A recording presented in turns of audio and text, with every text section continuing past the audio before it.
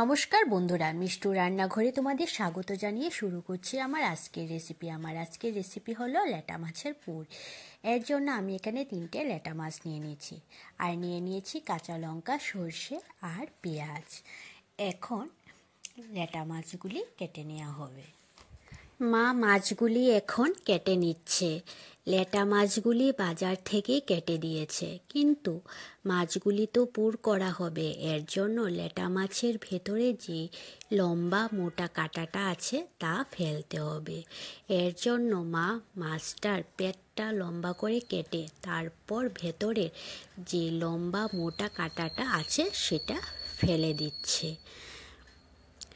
এই মোটা কাঁটাটা ফেলে দিলে তাহলে পুরটা ঢোকাতেও সুবিধা হবে আর খাওয়ার সময় কাটাও লাগবে না।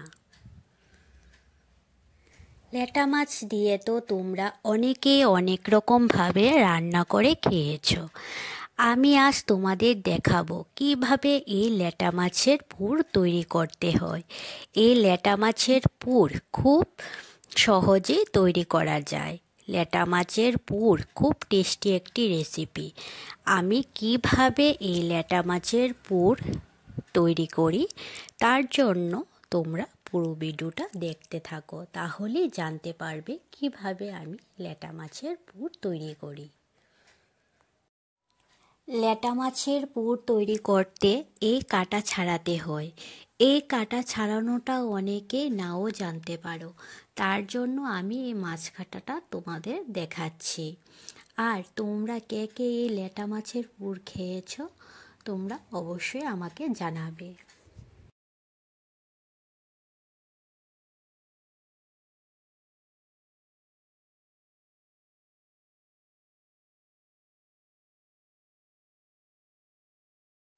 মাছগুলি কাটা ছাড়ানো হয়ে গেছে। এখন আমি মাছগুলির মধ্যে নুন আর হলুদ মেখে নেব। এই দেখো মাছগুলি কিভাবে কাটা ছড়ানো হয়ে গেছে। এখন নুন হলুদ মেখে নেব। নুন হলুদটা ভালোভাবে মেখে নিতে হবে। মাছের ভেতরটার মধ্যেও নুন হলুদ মেখে নিতে হবে। মাছগুলির মধ্যে নুন আর হলুদ আমি ভালোভাবে মেখে নিয়েছি। এখন আমি মাছের মধ্যে যে পুর দেব তা নিয়ে নিয়েছি এখানে পেঁয়াজ কুচি, সর্ষে বাটা আর কাঁচা লঙ্কা বাটা। এখন আমি এতে দিয়ে দেব পরিমাণ মতন হলুদ আর পরিমাণ মতন নুন হলুদ দেওয়ার পর সবগুলি মশলা আমি মেখে নেব ভালোভাবে।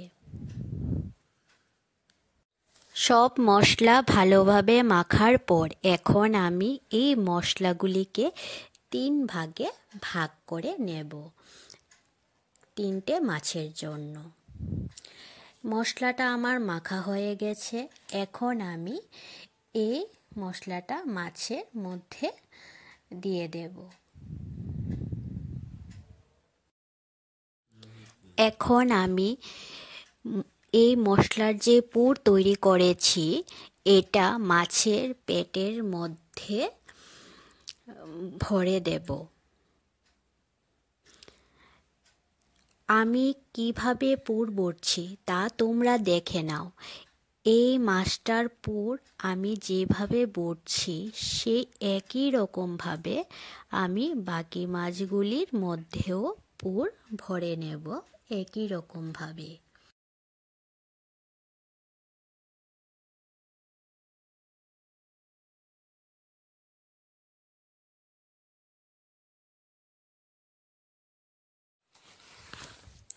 সবগুলি মাছের মধ্যেই আমার পুর ভরা হয়ে গেছে। এখন আমি নিয়েছি সুতো। এখন সুতো দিয়ে মাছগুলি আমি জড়িয়ে নেব। তাহলে মাছের মধ্যে যে আমি পুরটা ভরেছি সেই পুরটা বের হবে না। খাওয়ার সময় সুতোটা ফেলে দিলেই চলবে। আমি যেভাবে মাছের মধ্যে সুতোটা পেঁচিয়েছি এইভাবে সুতো পেঁচালে মাছের পুরটাও বের হবে না আর পরে খাওয়ার সময় সুতোটা ফেলতেও সুবিধা হবে। সবগুলি মাছ আমি একই রকমভাবে সুতো পেঁচিয়ে নিয়েছি। এখন মাছগুলি আমার সুতো পেঁচানো হয়ে গেছে।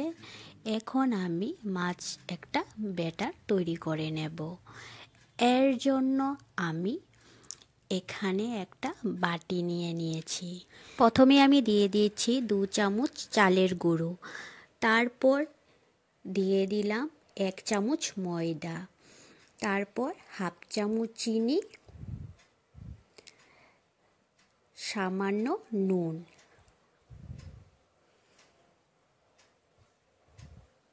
সামান্য নুন দেওয়ার পর তারপর আমি দিয়ে দিচ্ছি সামান্য হলুদ গুঁড়ো আর সামান্য লঙ্কা গুঁড়ো।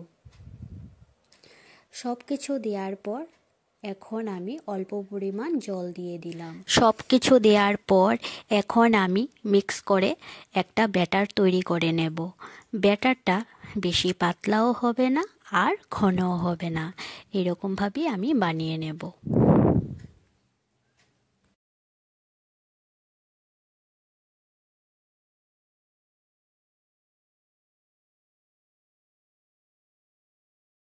ব্যাটারটা আমার তৈরি হয়ে গেছে। এখন আমি গ্যাসে একটা কড়াই বসিয়ে দিয়েছি। দিয়ে দিলাম আমি সর্ষের তেল। মাছগুলি আমি সর্ষের তেলেই ভাজবো। মাছ সর্ষের তেলে ভাজলে এর স্বাদই আলাদা হয়। এর জন্য আমি এখানে সর্ষের তেল দিয়ে দিয়েছি। তেলটা গরম হয়ে গেছে।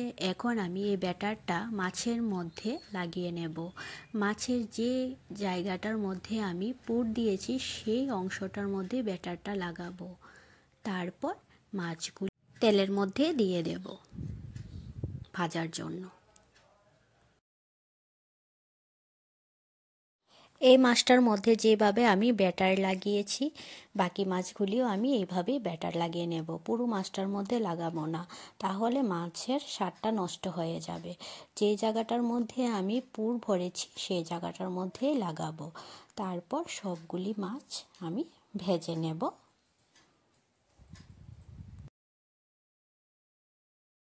তিনটে মাছই আমার ভাজার জন্য তেলে দেয়া হয়ে গেছে।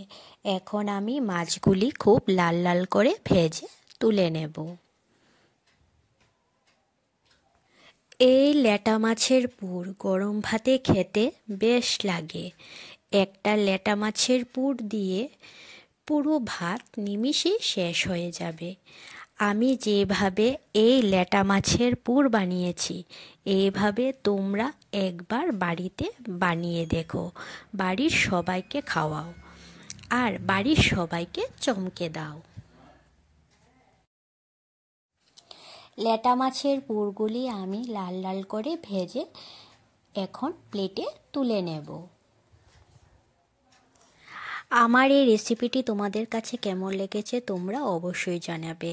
আর এই রেসিপিটি যদি ভালো লেগে থাকে তাহলে লাইক আর সাবস্ক্রাইব করে দেবে। আমার ফেসবুক পেজ মিষ্টু রান্নাঘর, এই পেজে গিয়ে ফলো করে দেবে।